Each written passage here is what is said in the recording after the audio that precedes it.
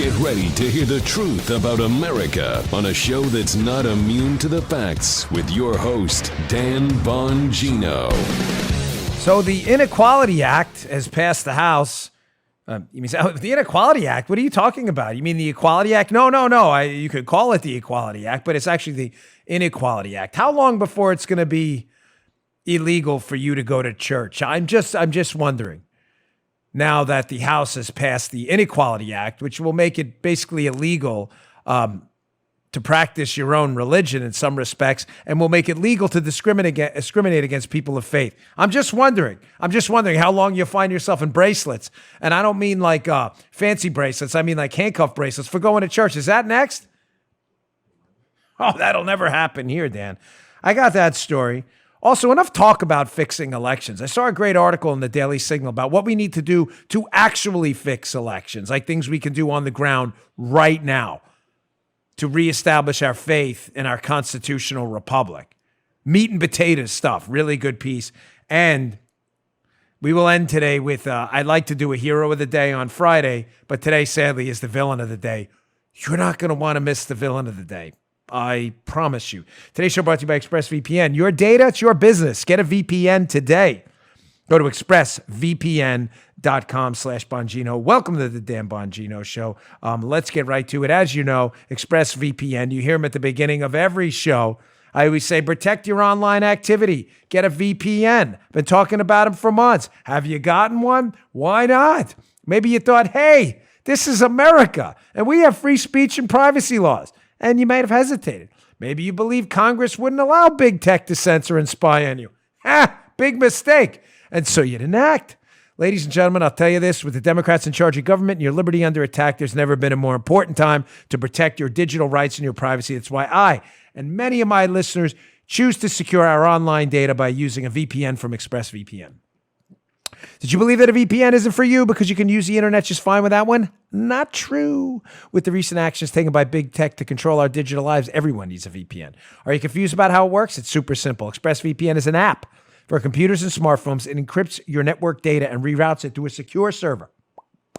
It means you can use the internet more anonymously without having your activity tracked. You think VPNs are complex and only for tech experts? Take it from me. They're not. With ExpressVPN, you launch the app, tap just one button on your phone. You're protected. It's that simple. I trust ExpressVPN to protect my online data because they're rated #1. They stand for my values. Now it's time for you to take a stand. Take back your privacy today at expressvpn.com/Bongino. Again, that's expressvpn.com/Bongino. Get an extra 3 months free. expressvpn.com/Bongino right now. All right, producer Joe, let's go. Hey, that I did not going to allow this to happen 2 weeks ago. Again, in your worst 1960s game show voice, Joe, our everyday Friday thing, or every Friday thing that's a day that's named Friday. Please start off the show the right way. It's Friday. We can't start a Friday show without that. Taping a little early today because we're headed down to CPAC later, the Conservative Political Action Conference, to set the world on fire with a speech down there, hopefully. What am I going to talk about? I don't know. We'll figure it out in the car on the way up there. There's always something in my head. Let's start out with this. I don't want to, being that we're going to kind of end the show with, what's up?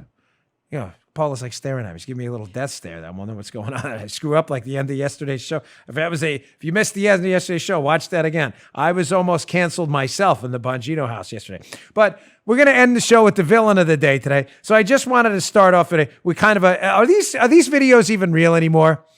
We played that video yesterday of that person singing her white privilege song. There's another one that's made the rounds on social media. Are these even real?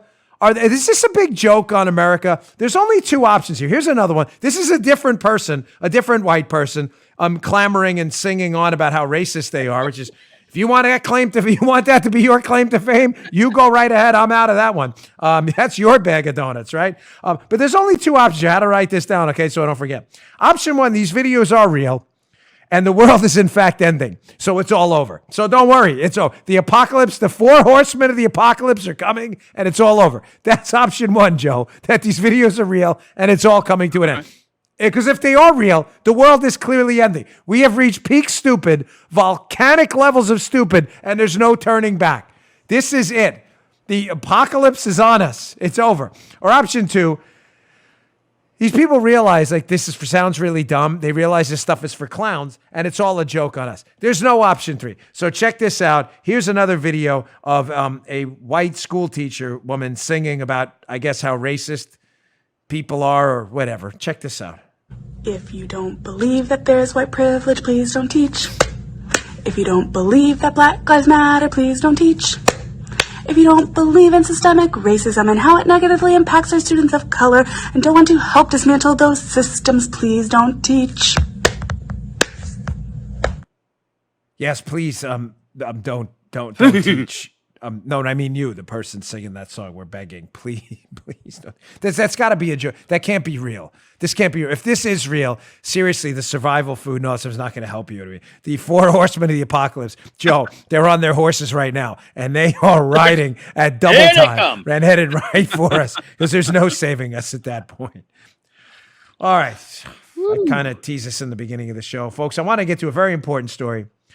The ridiculously named Equality Act has passed the House of Representatives. It will be forever referred to on this show as the Inequality Act because what the Inequality Act does is it legalizes discrimination against Christians, people of faith, all the evil Christians out there, all of us. I love Jesus Christ. Always, I mean that. He is my Lord and Savior. Your religion, your thing, that's mine, whatever. But how long before it is illegal to be a Christian? That's never going to happen. This is America. Really? Because we're going down that dangerous path really, really quick.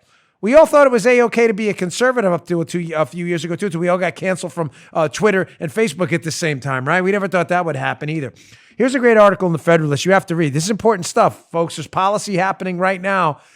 There's still a chance to stop this disaster in the United States Senate. The Federalist by Christopher Bedford. Blessings of Liberty. How the Equality Act viciously attacks Christians, freedom, society, sex, and you. So what is the Equality Act? Be known from this point forward as the Inequality Act in this show. What is it actually? Let's go to this screenshot from the Federalist, because this is happening right now.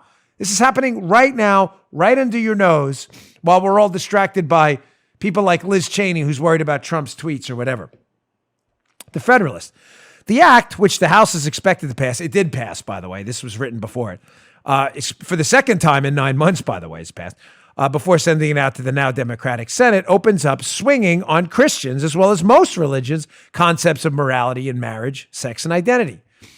It would strike biological sex from the 1964 Civil Rights Act, replacing it with, quote, sexual orientation and gender identity. Well, Paula, wasn't that racist sexual orientation? Joe, I don't want to get off track here, but remember the dictionary.com? Yeah. Didn't we discuss that a few weeks ago? Who was it? Was it Maisie Hirono who said that was like racist or homophobic or Islamophobic? It was, right? I'm not crazy. This is crazy. Yeah. They got it in the act, Joe. A belief in traditional marriage, the act would legislate, is a specific example of illegal discrimination. It's all happening right now while we're all distracted by Liz Cheney, who's worried about Trump's tweets and stuff.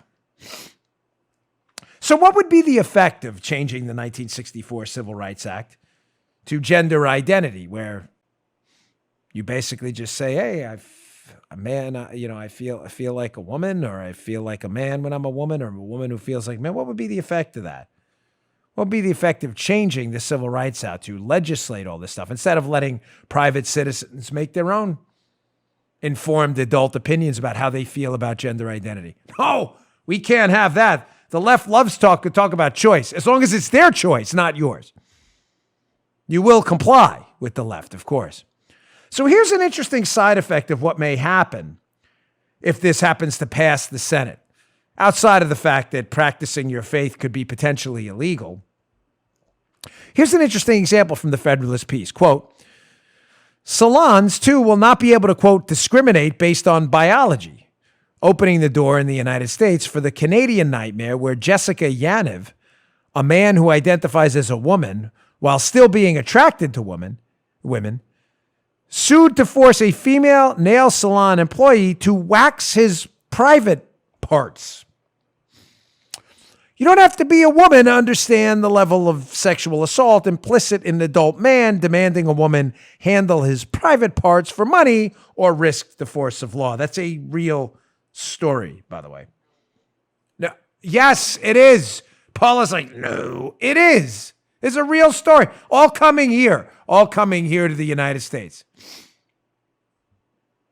All happening under our noses. So, I always have an ask in the show because this is a show directed towards action. I'm an action guy. I talk, but if talk doesn't motivate action, then don't bother. I ran for office. I did it. I threw my name on the ballot. I've done all the stuff. I'm there. I need your help. Get on the phone with your senators today.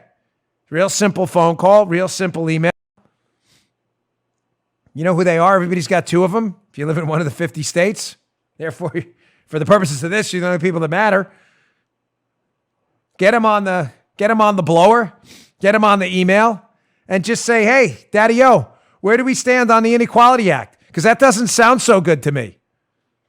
I go to church and I have traditional values, and that's great. Whatever values you may have, it's a free country. I respect that. But I don't need the long arm of the law telling me how I should feel about things. We have this whole thing called freedom, liberty, choice, all old antiquated ideas. But I don't really feel like being told in a salon who I need to put my hands on and who not to.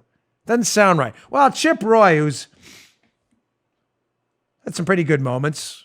He's a congressman from Texas. Chip Roy was talking on the House steps about this, and him and the Freedom Caucus are some of the few principled Republicans left there. Chip Roy this is in a good way, not a bad way, kind of lost it a little bit on the House steps about the Inequality Act and was like, nah, I'm not really digging that. Like, I work really hard to send my kids to a private Catholic school to, imbue upon them Christian Catholic values. I don't really need the government telling me how I can and can't practice my religion. We have that whole obstacle, Joe, shocker, called the First Amendment. I know liberals haven't read it or anything like that, and this will probably get thrown out in court even if it passes. But who knows? The courts are so bad these days, you don't know. Here's Chip Roy laying the smackdown. We need more of this. This is a government using its power to tell us to bow down to the will of a cultural elite in this town who want to tell us what we're supposed to believe. We're not going to do that. Let me be clear. We are not going to do that. My wife and I work very hard, products of the public school system, K through law school, both of us, to scrape and save to pay our kids to go to a private Christian school. Why? Because we're being pushed into the corner so that we can carry out our beliefs without penalty. Ostracization that this body now wants to do, the Speaker Pelosi, Chuck Schumer, and the Democrat leaders want to do. We're not going to be painted in the corner because this is about tyranny over the mind of men. Yeah, it is. It's exactly what it's about. Tyranny over the minds of men. Pretty famous quote. He's right. Listen, for the liberals, on a serious note, who listen to my show, I know you don't do it deliberately. It's probably your college roommate who's a conservative, has it on awfully loud just to annoy you. But you may be listening right now. I hope you're annoyed. Just as for you, this is directed at you. You don't have the right in a free society to not be offended. Do you know that? Do you understand that? Listen to what I just told you. Take the cotton out of your ears for a moment and jam it in your mouth and listen to what I'm telling you. You do not have the right to not be offended. Do you understand that? That applies to me as well. There are lifestyles and things you do as liberals in your life that deeply offend me. Deeply. But I don't have the right to legislate against you so you can't offend me. I have constitutional rights you cannot infringe upon. There are court systems and laws to prevent that. Contract law, illegal activity. You can't just come and beat me up because you don't like what I'm doing. All strong components of a free society with institutions and structures to preserve freedom. But in a free society, you don't have the right to not have your feelings hurt. Do you understand that? You've chosen a separate lifestyle, separate from people of faith you don't like, and you don't like people of faith and their lifestyle? Fine. You do you, we do we. No problem. The only problem here is when you start coming for we, and start demanding we not offend you under penalty of law. Maybe you offend us. Has that ever occurred to you? Maybe you offend us. And you don't know you don't offend us because we don't care. Because you do you. And we actually believe in civil liberties and civil rights and your ability to do you.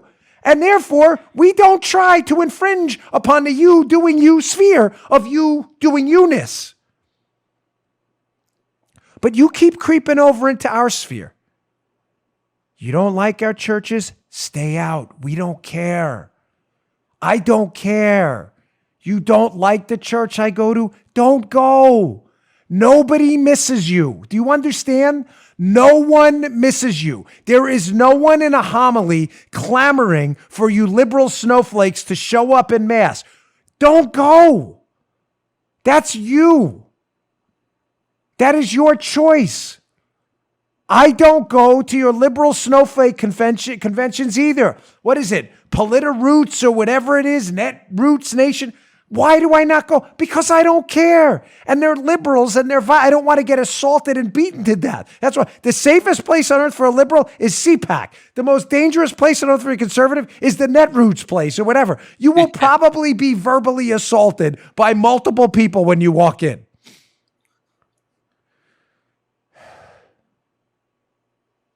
Just do you. You don't have the right to not be offended. Who told you that? Now, to the liberal kid in the dorm room listening, because the college conservative kid, and thank you, college conservative, for playing this extra loud. Your liberal friend's really annoyed right now because that's the first time he's ever heard that, or she. What do you mean? I have the right not to be triggered. You do? Who told you that? I don't know. Who told you that? Your snowflake mom and dad? A news for you. They're idiots too. They don't have, tell them to read the Constitution. There's not First Amendment 1(1)(2)(3) subsection B62.5 that says, and by the way, you have the right to not be offended. That doesn't exist.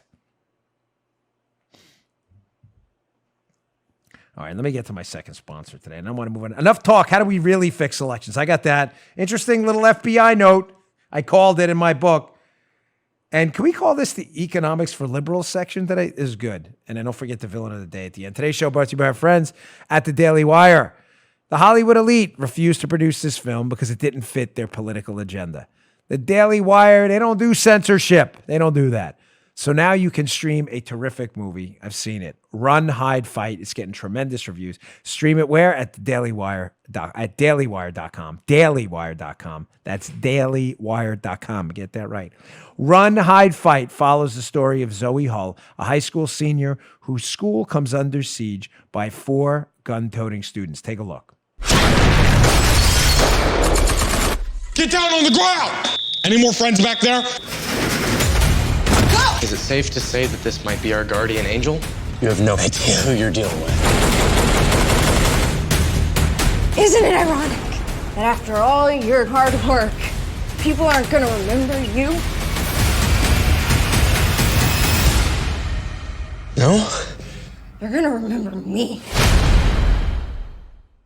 Well, all right. Now you want to see it, right? Well, how do you do that? Daily Wire subscribers, you can stream Run, Hide, Fight today at dailywire.com for free. You're not a member of the Daily Wire? Use promo code DAN, D-A-N, my first name, and save 25%.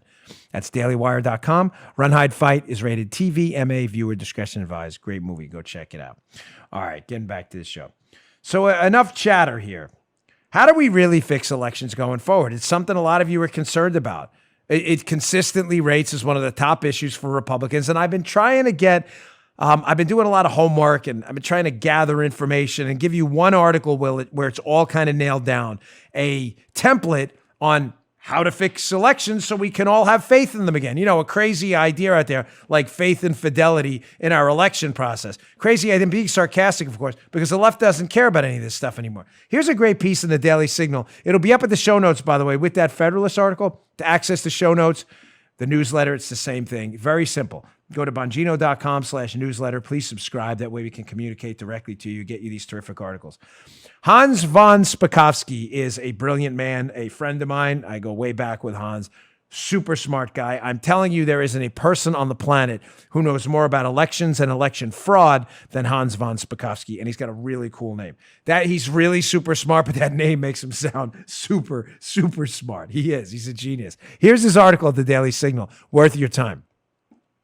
9 election reforms states can implement to prevent mistakes and voter fraud. I'm not going to get to every one of them, but I'm going to touch on a few gems in here that had fixed this broken election process stat today. If we just had people with the cojones to do it and to push for this. Here's number 1, simple stuff. Verify the accuracy of the voter registration list. What a crazy idea. Well, how? He says, quote, computerized statewide voter registration lists should be designed to be interoperable so that they can communicate seamlessly with other state record databases to allow frequent exchanges and comparisons of information. For example, here's a simple one. When an individual changes the residence address on his or her driver's license, that information should be sent to state election officials so that the voter registration address of the individual is also changed to his or her new DMV residence address. Why is this hard? I don't understand why that's hard. Why is that hard? Why can't we? We have a $4 trillion government. $4 trillion government. It is the biggest business in the world, the business of government, even though it's not run like a business. It's the biggest business in the history of the world. And you can't figure out a way in the states to make sure that when someone changes their address, it gets changed in a voter reg database too. Why is that hard again? Can someone please explain? I don't want to dwell too much on any one of them, but here's another one. Again, Joe, not complicated. How about we do this crazy one? Verify the citizenship of voters. Oh, wow. Who would have thought of that? I mean, only lawful citizens can vote in federal elections. States should, quote, therefore require proof of citizenship to register to vote. Is this... What about, I don't know. What about this is hard? Is there something I'm missing? Maybe it's me just a small town. I live in a small town, but I like saying that. Is this a small town guy? Is Glendale a small town? Not really. Glendale's actually, Paula's like shaking her head. No. Just a small town cat. Maybe I should sing a country song about something like that. You know, everybody from a country song is from a small town. Doesn't really work for me. I'm not a good singer either, especially in country. But I'm just kind of confused as a fake small town guy, like why verifying the citizenship of voters is really a difficult task. So if we had interoperable databases, if we verified the citizenship of our voters, and then we did number 3, we required voter ID. Here's another one. Very complicated for the liberals listening. They'll throw out some ridiculously racist thing, guarantee. Your liberal friend listening in the dorm room right now is like, voter ID? My black friends won't be able to figure that out. And you as a conservative, you should probably like, that's kind of racist, dude. That's actually pretty, Joe, pretty racist, no? Just throwing that out there. Uh-huh. Yeah. Joe, so on the racist scale of 1 to 10, what would you give that, like a 9.72? Yeah, something, but that and a 10 between there around somewhere. there? Yeah, maybe 9.8. That stinks. Voter ID, not hard. I assure you, your friends who are black and Hispanic, I promise you, my wife's Hispanic. She figures it out, no problem. It's not hard. I know you believe, because you're a racist white liberal, that blacks and Hispanics can't figure things out because you're a racist white liberal. But I promise you, voter ID is not complicated. Go to your wallet, extract wallet from pocket, open said wallet, take out license device, show to person. This is not hard. I know your liberal dorm room guy is sitting there going, that's discriminatory. The first question to him, why is that discriminatory? Because black people can't figure it out. Dude, that sounds super racist, should be the first line coming out of your mouth. Interoperable databases, verify citizenship, voter ID. Seems pretty straightforward to me, Joe. No? Yeah. Do that tomorrow maybe, right? Here's another couple gems, and we'll have to move on. If you want to read all of them, check out this great article in my show notes today. Again, Hans von Spakovsky. Not only a smart guy, but a smart-sounding guy, too. Here's another couple gems. Limit absentee ballots. Absentee ballots should be reserved for those individuals who are too disabled to vote in person or who will be out of town on Election Day and all early voting days. Pretty straightforward, no? I mean, I showed you no less than 4, 5, 6 times how the New York Times in 2012 did a big expose on how mail-in ballots are twice as likely to be rejected for all kinds of reasons than people who show up on voting day and vote in person. So why would we incentivize using a system of mail-in ballots where even the New York Times themselves has repeatedly acknowledged are more prone to fraud, error, and being rejected? Why would we do that? Maybe because you benefit from rejections and frauds and confusion. I don't know. Why else would you not want to fix that? It's a problem. Let's fix it. Here's an important one, though. A very important one. We have got to stop this disaster known as ballot harvesting. Now, Hans von Spakovsky has a better name for it. He calls it vote trafficking. I like that. Prevent vote trafficking. Vote trafficking, also called vote harvesting or ballot harvesting by third parties, should be banned. Yes, amen, Brother Hans.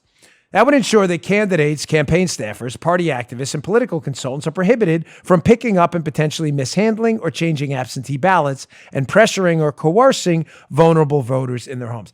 How ballot harvesting, in other words, a third party going out and collecting votes that's not an election official, how that's even a thing is stunning. How is that allowed? I listen, point of personal privilege. I hate the personal stories, but it's important. I spent a lot of my life in law enforcement. If you are going to prosecute someone in a trial and you're going to use evidence, say you're going to use this TV remote control. This is for this monitor we have over there. We always have on during the show in case you see crazy lights on my face. That's what that is, right? So this remote, whatever, was used to beat someone to death. Be hard, but who knows? Let's just play the game for a minute. This was used to beat someone to death, this dreaded remote, maybe the pointy thing or whatever. If this was evidence and you show up as a law enforcement officer at the scene and you see the evidence, the dreaded bloody remote, right? You get an evidence bag, you put gloves on so you don't taint the evidence, or you pick it up with some kind of thing where you're not touching the whole thingy. You go, put it in the bag, and you sign the chain of custody and you get it right to the lab. Joe, do you think it's appropriate to give it to the guy outside at the hot dog stand who gives it to the guy in the bagel store who hands it to the UPS guy to mail it to the evidence lab? Would you do that? Nah, that's a big no, Dan. Okay, thank you. Now, Joe, you were not a police officer, correct? Yeah. So you have no law I'm enforcement training we know of. None. Okay, thank you. But Joe's a smart guy and figures out that that's probably not a good idea to introduce additional variables into the process. The variables being bagel store guy, hot dog stand guy, and UPS guy. So why would we introduce another variable into the most sacred process we have, voting, by allowing people who aren't voters and not voting officials and election officials to handle ballots? Why would we do that again? Maybe someone's interested in a middleman who creates a variable. Why else would you defend it if you weren't interested in it? Makes you think, huh? Read that article, the whole article. It's really, really good, and it is worth your time. I promise you. You know what? Let me get to my third sponsor first. We got a few sponsors today. We always appreciate their time. I want to get to that. And the other side of this, I want to get to this FBI note that's emerged. Just a quick Spygate update again, because more stuff's coming out. And no, I'm not letting it go, because that's what the left wants. Move on. I've been talking about this forever. Nothing's going to happen. I don't care. The truth is going to happen. That's what's going to happen. Today's show brought to you by Genucel. Dry, irritated, red, blotchy skin all over your face? It won't go away? That's not good. Struggling with stress breakouts and uneven skin tone? You don't want that either. All gone thanks to Zotique Deep Correcting Serum by Chamonix. They were kind enough to send a bag of it to my mother-in-law. She loves it. Here's Catherine from Fort Wayne, Indiana. I'm a doctor working on the front lines of the COVID pandemic. The endless face mask wearing ruined my face. Used several other products without success until Chamonix. The promises are real. Very quickly, my face seems to be on the mend. These products have started healing the mask creases. Thank you. Zotique uses the power of liposomal technology to deliver the healing, rejuvenating powers of vitamin C to the deepest layers of the skin for results you can see. and it's yours free today with your order of Genucel for bags and puffiness. Visit Genucel.com. Enter my promo code. Get ready. Dan40. That's Dan40. Enter that at checkout for an extra special discount. That's Genucel.com. Genucel.com. Order today. Get their classic Genucel jawline treatment and luxurious Genucel XV anti-wrinkle moisturizer free with your order. Every order is upgraded to free priority shipping. Don't wait. Order now. Genucel.com. That's Genucel.com. Genucel.com. Promo code Dan40. Don't miss out. Okay. Thanks, Genucel. All right. Getting back to my update on Spygate, because it's important. It'll be quick, but it's worth your time. You know, if you bought my last book, Follow the Money, you read it or you borrowed it from a library, whatever it may be, we appreciate it. But in my last book, I had a chapter on the setup of Mike Flynn, Lieutenant General Mike Flynn, one of the most disgusting episodes in American history, the abuse of law enforcement to frame and set up a decorated Lieutenant General Michael Flynn. Now, here it is. It all comes out again. Talked about it in my book, called it. I've actually spoke to Svetlana Lakova about this. Here's a little FBI note that emerged the other day in this new declassification of documents. This is just really weird. So it talks about how the FBI spy, everybody on the left says doesn't exist. Spygate, it's a conspiracy theory. There was no spy. No. This guy was paid by the FBI to go and engage in spy behavior on the Trump campaign. But the setup of Mike Flynn and how it went down, ladies and gentlemen, is a spy tale for idiots and for the ages that you need to be aware of. Barack Obama hated Mike Flynn. We all cool on that? He hasn't heard this story yet, so maybe it's new to him. Joe, you've heard it 1,000 times, maybe you in the audience, but it's important. Yeah. Obama hated Mike Flynn. Mike Flynn was President Obama's DIA director, Defense Intelligence Agency. Mike Flynn was one of the highest-ranking intelligence officials in the country under the Obama administration. Why did Obama hate Flynn? Because Flynn... What am I doing? Flynn sniffed something with the Iran deal. Paula's looking at me like, is something wrong? Is he okay? I'm fine. It was a joke. Flynn was like, he wasn't really sniffing anything, but he smelled something wrong with the Iran deal, Joe. Flynn was like, this Iran deal's not a good idea. You know, I hear them chanting death to America, the whole nuclear thing. Why exactly are we giving them pallets of cash? Flynn was all over the Iran deal. He understood the disaster would be. Therefore, Obama hated him, and they had to take Flynn out. So what happened?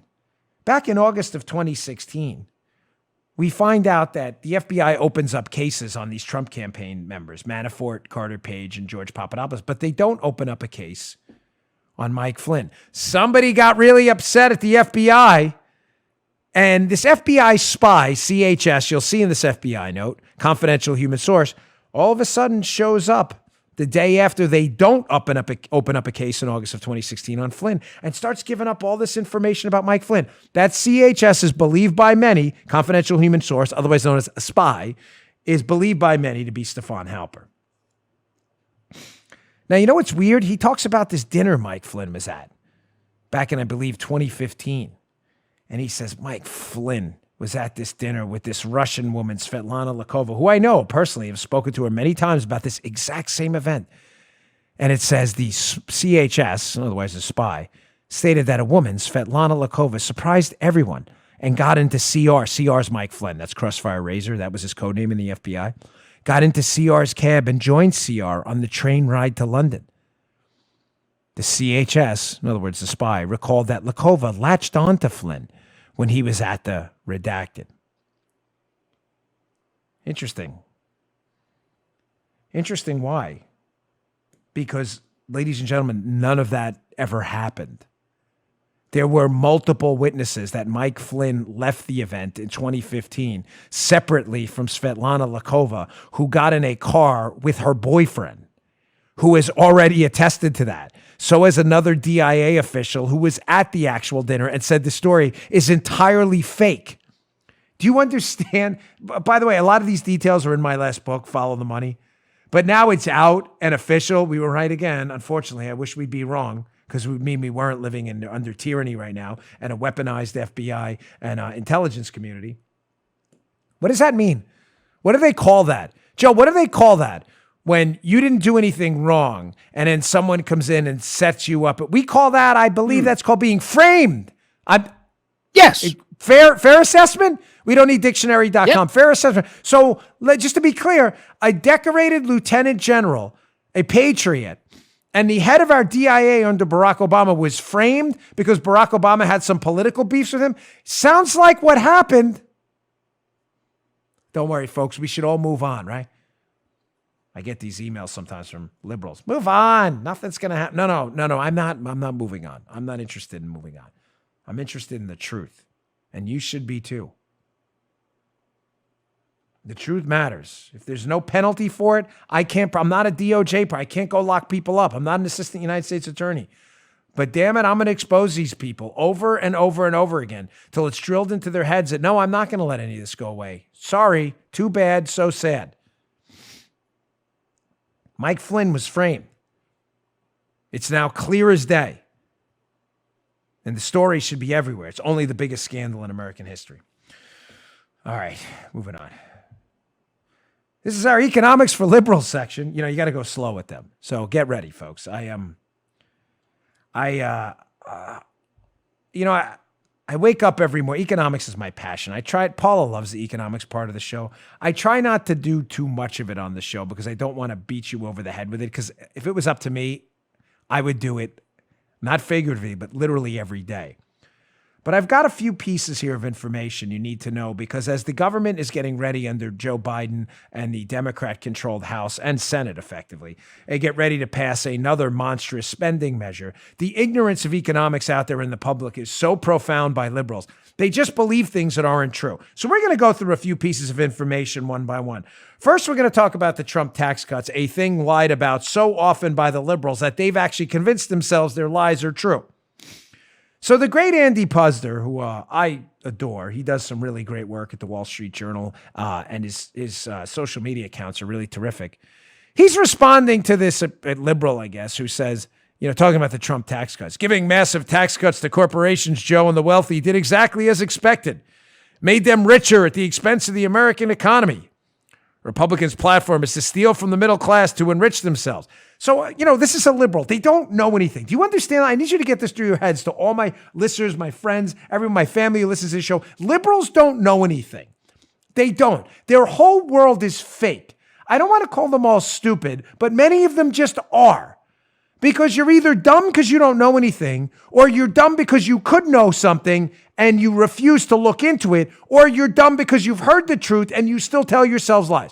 So the big lie about the Trump tax cuts is, oh my gosh, it screwed over the middle class and who benefited the rich. So Puzder's like, dude, not so much.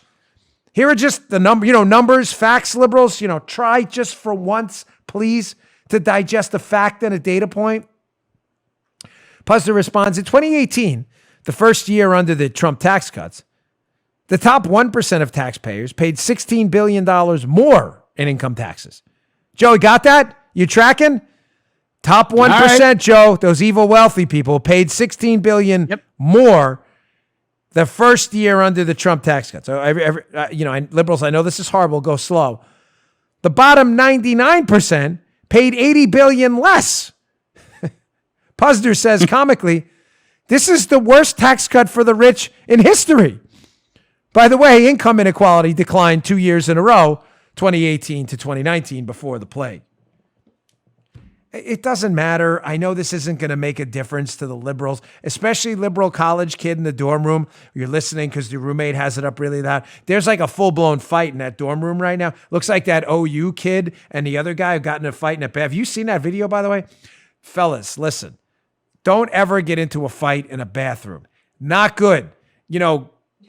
Guys miss, if you know what I mean. The floor is not the place to be grappling in a bathroom in a crowded bar. I'm just throwing that out there. If you've seen the video, you know what I'm talking about. But liberal college kid in the dorm room, even though I just gave you the facts that the top 1% of earners paid more in taxes while the bottom 99% paid less, I know that doesn't matter to you because you'll just lie to yourself anyway. The top 1%, they got over on me. They paid more. You guys paid less. How did they get over on you again? Can you please explain that to me? I mean, rationally, and you put a moment, step outside the insanity box for a moment. So in our Economics for Liberals segment here today, just gave you some hard data on the Trump tax cuts because that's going to come up again as Joe Biden tries to institute a tax hike. Second, here's a video from Katie Porter, a just dreadfully ignorant House of Representatives member on the Democrat side. Thinks she's smart. She gets talking points from her staff, really knows very little about anything. Here's Katie Porter. Here's a video of her on MSNBC. Katie Porter, the staff wasn't here to rescue her on this segment, apparently needs a math lesson as she tries, Joe, to make the point that if you dare fight against a $15 an hour minimum wage, you want people to starve to death and you are pulling food right out of their mouths. Because she hasn't had a math lesson. Yeah, I know. What horrible people we are. Check this out. Here's the dreadfully ignorant Katie Porter making a fool of herself again on MSNBC, showing how she desperately needs a math lesson. Check it out. It translates very directly, and we have research showing this, that when you raise the wage, when you give a low-income family more money, the first thing that they do is they buy more nutritious food, and they buy food. They stop going hungry at the end of the month or between paychecks. So this is going to directly translate into improved living conditions, the ability to pay rent, to keep a roof over your head, to reduce homelessness, to be able to put food on the table. That's what low-income families, minimum wage workers do when they get a hike in the raise. And when we hear people opposing the minimum wage, I think we have to call them out. They're literally opposing people being able to feed themselves after a hard day's work. Joe, yes. Notice the misuse again, which you know is my pet peeve of the word literally. If you oppose this, you literally want people to starve and die right there on the spot. No eating ever. No eating for you. Like the soup cat from the Seinfeld. No food for you. No food for you. Paula used to eat at that place. You know the soup guy? Did you ever? Yeah. No, you're ruining my thing. Yeah, she ate there. She's just lying. Thank you. She ate. I thought she did. Seriously. She worked downtown. That guy was in Midtown. Shame on me. But she definitely ate there. So Katie Porter says, Joe, there's research. Armacost, there's research on this. There's research indicating, you didn't know this? Come on, what an idiot. No. You didn't know that if you oppose the $15 an hour minimum wage, one, you definitely want people to die of starvation, literally today. But there's research that it increases their quality of life. They get more nutritious food. They can put roofs over their heads. There's research about that. I must have missed that because I just went and put in a search engine. Very simple, Joe. Katie Porter is a member of Congress, correct? So I went to the Congressional Budget Office. Is that right? Is that right? You messing with it? Congressional. That is the Congressional Budget, correct? Okay. For those of you who think I'm messing with you, I will actually, because the liberal, especially liberal college kid in the dorm room, I will put the link to the Congressional Budget website report on my show notes today for the liberal college kid to read in case you think I'm making this up. So Katie Porter, grotesquely ignorant congresswoman, says there's definitely research about how much minimum wage improves the lot of people, prevents them from starving. Those Republicans want to rip food from their mouths. So I looked it up, and that's actually not what the research says from the Congressional Budget Office. She's a member of Congress. It's not the Dan Bongino Budget Office. This is from February 8th, 2021. I'm not really good about dates, but what's today's date? 26th. So, okay, not that long ago. The budgetary effects of the Raise the Wage Act of 2021. Says if the Raise the Wage Act of 2021 was enacted in March of 2021, the cumulative budget deficit over the 2021-2031 period would increase by $54 billion. Okay, so you got that. What else do we got there? We got another little screen cap from this piece. Let's see all this research they have here. Employment would be reduced. This can't be. Reduced. Am I reading, Joe? You're on this. I know your eyes are not as sharp as they were when you were, a young like Archer, from the Hunger Games and all. But that does say employment would be reduced, correct, by 1.4 million workers. It is, but it can't be because she told us research said that not only would employment go up, but people would be much better off. So employment would be reduced by 1.4 million workers or 0.9%, according to CBO's average estimate. But the number of, don't worry though, the number of people in poverty would be reduced by 0.9 million. So this is really crazy because again, simple math here. 1.4 million people have no job. Employment would be reduced, while 900,000 people get a little bit of a raise. Katie's a math genius, right? Like, what am I getting wrong? Is there something I'm screwing up here? So you're talking about 500,000 more people who have no job. What are you laughing at? And you can't let her see the villain of the day. This is the greatest tease ever happening in live time. I have this story that is so funny. My only regret is I've seen it so many times that it's losing its funniness. Paula just saw it for the first time. She is dying laughing at it, but that's how funny the villain of the day is. Not a joke. All right, back to this because it's serious. 500,000 more people, according to Katie Porter's own CBO, will lose their job than will benefit at all from the minimum wage. But she's telling us, if you support, Joe, if you dare fight this. Wow, now you're all loud. Woo, boy. Man, eardrum buster right there. Now all of a sudden I can hear armor cuss. If you dare fight this, these 500,000, now you're perfect. 500,000 people who are going to be fired, you are literally pulling food from the mouths of people. You want them to starve to death right there. That funny story is funny, right? You didn't see the story either, Joe. Do you see that on the screen? No. He doesn't see that, right? Okay. No. All right. Let me get to my last sponsor. I want to get back just quickly a Forbes article. It's great. I may have to skip to Bongino.com. Yeah, because, Guy, let's do this, all right? Let's do Forbes quick. Skip to Bongino.com. I'll have that in the show notes. Let's do Red State. What happened to the flu is coming up. Craziest story ever. Not a joke. Like, where'd the flu go? The flu is like disappeared. Crazy story about that. And then I got the villain of the day you're going to love. It's really, yeah. This better be good. This better be the funniest story ever, the way I just teased it. Stamps.com. Listen, let's face it. Taking trips to the post office is probably not how you want to spend your time.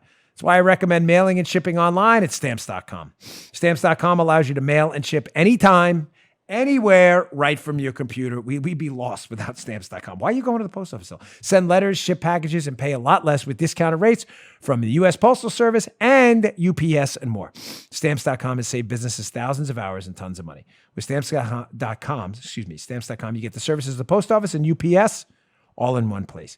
Plus, big discounts on mailing and shipping rates. Whether you're a small office sending out invoices, an online seller shipping out orders, or even a giant warehouse sending thousands of packages a day, Stamps.com handles it all with ease. Here's how it works. Simply use your computer to print official U.S. postage 24/7 for any letter, any package, any class of mail, anywhere you want to send it. Once your mail's ready, just schedule a pickup or drop it off. It's really that simple. With Stamps.com, you get discounts up to 40% off post office rates and up to 62% off USPS or UPS shipping rates. It's a no-brainer. It saves you time and money. What are you waiting for? It's no wonder nearly 1 million small businesses already use Stamps.com. Stop wasting time going to the post office. Go to Stamps.com instead. There's no risk. And with my promo code Dan, you get a special offer that includes a 4-week trial plus free postage and a digital scale. No long-term commitments or contracts. Just go to Stamps.com, click on the microphone at the top of the homepage, and type in Dan, D-A-N.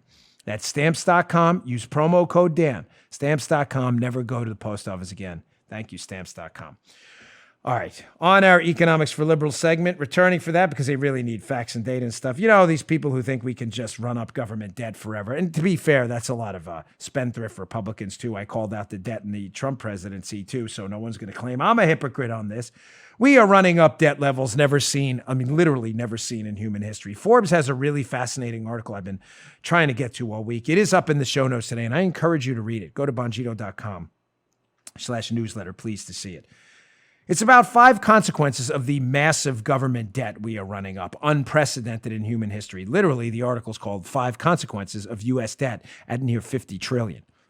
This was from 2020, October. We haven't even spent the $1.9 trillion. We haven't even passed it yet. John Malden, senior contributor.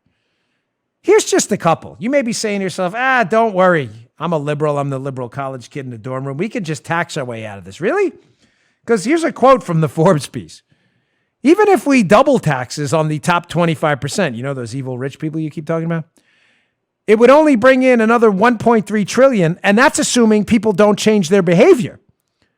A 75% marginal rate plus 4% Medicare for a 79% top tax rate certainly will change behavior. A less shocking 20 to 25% increase would only bring in about $3 billion to $400 billion. I would have to raise rates on incomes over $83,000. So think about this. If those evil rich people you keep talking about in the top 25%, we're not just talking about the 1%, we're talking about raising taxes on the top 25%, because the 1%, you'd only get a fraction of this. Even if people did nothing, like avoided paying the taxes, which they do when they move out of the country or do municipal bonds or tax shelters or whatever it may be, even if they did that, Joe, they would raise $1.3 trillion. The deficit next year alone next year, is going to be probably over $2 trillion. You don't even meet, forget about the budget. You don't even meet the deficit for next year. Right. And that's 1 year, and then the money's gone. So there's nothing to get the year after that when you try to spend even more. So there's no possible, and that's assuming they don't change their behavior, which is literally, Katie Porter, never happened.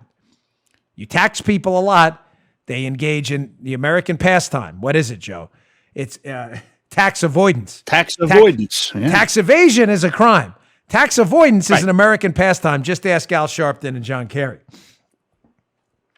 Here's another tidbit from the Forbes article for all you big spendthrift liberals going, there's no consequence. It's denominated in U.S. government assets. We can print all we want and spend it. Really? Quote, debt's future income brought forward. There is a point at which the debt becomes a drag on U.S. economic growth, and we've probably reached it. GDP growth in the U.S. is going to increasingly look like Japan and or Europe, i.e., almost nil. So the CBO's continued 2% average growth forecast will simply get thrown out the window, and the deficits will get worse.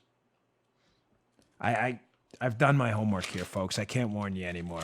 I'm sorry. Not to the conservatives. I don't mean to sound like a jerk. To the liberals listening and to the moderate Democrats listening who are convinced you can spend your money into an abyss. I've warned you for years. I have warned you we are spending ourselves into the most predictable financial crisis in American history, and you just continue to move and just whistling past the graveyard. I am a terrible whistler. I've never figured out how to do that. Joe is a great whistler. Joe can whistle anything. Whistling past the graveyard. He plays the harmonica too. He's very talented. It's going to happen. It is a mathematical certainty we as a country will go bankrupt. Now we can print our way out of it. I'm talking about a de facto bankruptcy, not a de jure one. De facto bankruptcy, meaning you have all the money in the world. It just doesn't buy you anything. You know, I thought of an analogy. I'm sorry, I want to get this red state story. What happened to the flu? It's important, but just quickly. Here's what I mean by that. I was thinking about this. I was sitting there shaving after the show, thinking about stuff. There's always some stuff moving around, the mush in my melon, right? Imagine a world where like the zombie apocalypse is broken out. I'm serious for a moment. I promise you this has a point. And there's you and 5,000-6,000 people left, and that's it. Everyone else has been eaten by the zombies or whatever. So you scavenge, you go in their house, you find open safes. There's 20, 30,000 in cash, 50,000 in cash. You get it all. Joe, you got millions, 30, 40 million in cash. Why not, right? You got the paper. People left it out. They're all dead. They don't need it. You're not really stealing from them. Right. It's great, right, Joe? You're in great shape. You got your 20 million, right? Fantastic, right? What's the problem? You're rich, right? You're rich. You're nominally rich. You're not bankrupt. You have actual money. The problem is it's not actually an exchange of value because it's not actually worth anything anymore. Do you ever think of that? Actually, it is worth something, Joe. It's really good in your fireplace to keep that fire going as a little bit of kindle. That's what we're doing to our money. You may have a whole bunch of it, but it's not going to buy you anything. All right, on to our flu story. What the heck happened to the flu? Great story in Red State. Again, the show notes there's a ringer show notes today. You got to check them out. Bongino.com/newsletter. Sorry to beat you over the head with that today, but it's important. The stories are really good. This is one of the great medical mysteries of our time right now. Red State, this is not meant to be in any way humorous. It's not. Everybody seriously wants to know what the hell happened to the flu. Michael Tao. About that mysterious decline in flu cases. Look at these numbers on the flu. That is, they're almost hard to believe. Check this out. So in 2019, about 40,000 flu tests were reported by week 6. This is 2019 with roughly 26% positive. For 2016 through 2020, an average of around 44,000 flu tests had been reported by week 6 of flu season, roughly 25% of which were positive. Yet by the 6th week, Joe, of 2021, CDC figures show that only 17, not 17%, only 17 of the over 40,800 reported flu tests reported to the CDC were positive, which comes to a minuscule 0.04%. What the hell? Like, seriously, what happened to the flu? It says if these numbers are to be believed, flu cases have declined by a factor of over 600 this year compared to the previous 5-year average. Pretty cool. Even Guy's like, that's pretty. Did you not read that? He gets the cheap before. Pretty cool stuff. Like, what happened? This is good. Not no flu, but where'd the flu go? The piece goes into a few different theories. One of them you're probably thinking right now is like, oh, well, especially if, you're someone who believes in a lot of the Fauci-isms. A lot of you are probably saying, well, people are wearing masks, they're social distancing. That's actually, well, it may have something to do with it. I'm certainly not a medical doctor. Maybe it does. But they dispute that in the piece because it's interesting, Joe. These flu cases are down regardless of places that locked down versus that didn't, places where masks were mandatory, places where they weren't. The flu is still almost nowhere to be found, no matter what happened with masks and social distancing and lockdowns or not. So it's probably unlikely that's the whole reason. So what could it be? Here's what I think is the most plausible one from the piece. There's this researcher, Dunn. He notes that given the massive influx of COVID tests to labs that they're doing this year, there's a likelihood that those COVID tests in labs are being prioritized. And the fact that it will take at least several days before someone can see a doctor and then go get tested for the flu, it's entirely possible that the alleged vanishing flu is not real, that it's nothing more than an artifact of the small window to test someone who has the flu and gets a positive result. Let me translate for you quickly because I read the whole piece. I'll give you the Cliff's Notes cheat sheet here. Unlike COVID, your window while you're infected with the flu to test positive is very, very small. COVID, you probably have a few days. It's very small with the flu. So what they're saying is with everybody rushing in for COVID tests, bottling up the labs and the doctor's appointments, let's say, Joe, you have flu symptoms. You call the doc. He's like, hey, brother, I can't get you in till next week. By the time you get in and get the flu test, the test is already in. It's not going to work. You're already going to test negative. Right. I read all the explanations in the piece. They're all good. All have merit, I think. But I think that's the most viable one, that the flu probably didn't vanish. There's another theory in there about competing viruses like a UFC match or something. I don't know. That one sounds kind of far-fetched. But check it out. I think that one with the lab test sounds like the most viable. That's why I put it in there. I'm not laughing about this story. I can't. Paula, this is the thing Paula was laughing about. We usually do a hero of the day, but this is the anti-hero villain of the day. So I'm in the doctor's office. I had to get some blood taken. I'm in a doctor's office like twice a week now. I swear, like I know every single person in the doctor's office by first name, the administrative staff, the nurses, or whatever. I'm reading this story. I am cracking up. The guy next to me, he recognizes me from Fox, even with the mask on. He's looking at me like, dude, are you like, what are you like? What is going on? Like, are you okay? Do you need medication or something? I am dying, like knee slapping laughter. Why? I see this story advice. Put this up. This is what. So.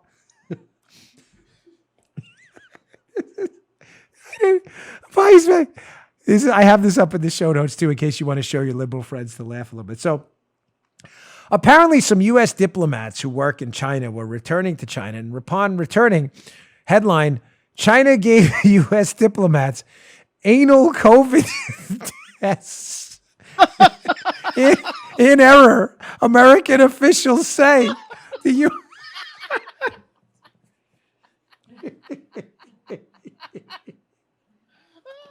This is not a joke. Listen to the sub headline by Viola Zhao. I love you, Viola. I don't know you. Vice, I think, is a left wing, but Viola Zhao, you've done America a favor. This is the story we all needed today.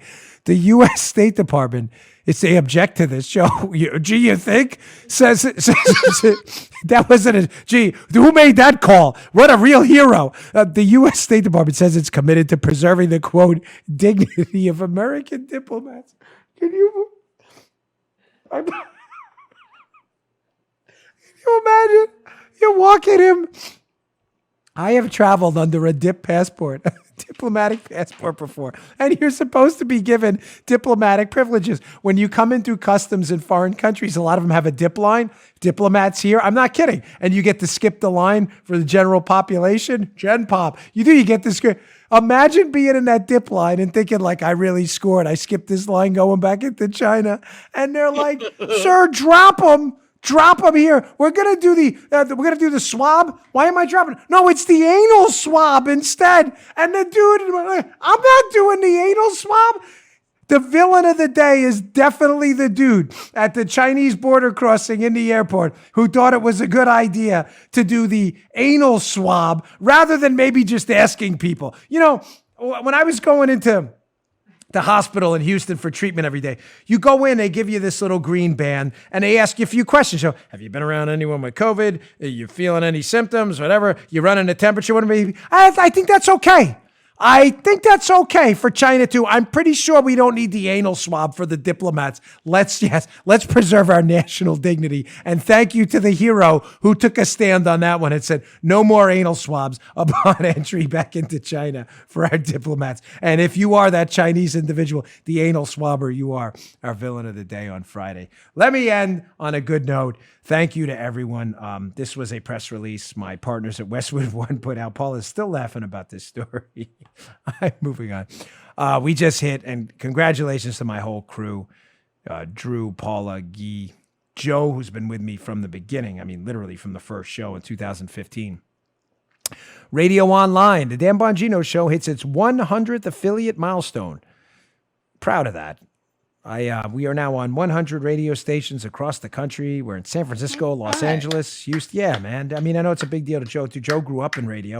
He'd been on the radio a long time, and we're now becoming a really big force in terrestrial radio, and I really appreciate it. I gave a simple quote. I meant it. I wrote it myself. It's not something like a PR firm wrote up, but I wrote, growing up a fan of conservative talk radio makes the moment extra special for me. To be able to reach people across the country with a strong pro-liberty, pro-freedom message. You just took that down. You absolutely killed my momentum, Paula. Killed it. I was motoring right there. Is the honor of a lifetime, said Bongino before Paula cut him off. But I still love her. I'll at least get my last line in there. She literally cut me off. She decided she was going to change the thing for some reason. I said also special thanks as well to the affiliates partnering up with us in this venture. It means a lot to me. I did grow up on conservative talk radio, Rush Limbaugh, Sean Hannity, the great one. So being in 100 stations across the country, thanks to you, means a lot. You're not supposed to say and on the radio, but I get uncomfortable. Self-praise stinks. But this is all your success. I can only listen to the show once. You all have made it the success it is. So thank you very much. It's been a great week. I really appreciate your patience with the slow, dreaded news cycles lately, but I promise you we will always find interesting things to talk about to make you more informed after the show than you were before you tuned in. I will see you all at CPAC a little later, and I will see you all on Monday. Good day, sir! You just heard Dan Bongino.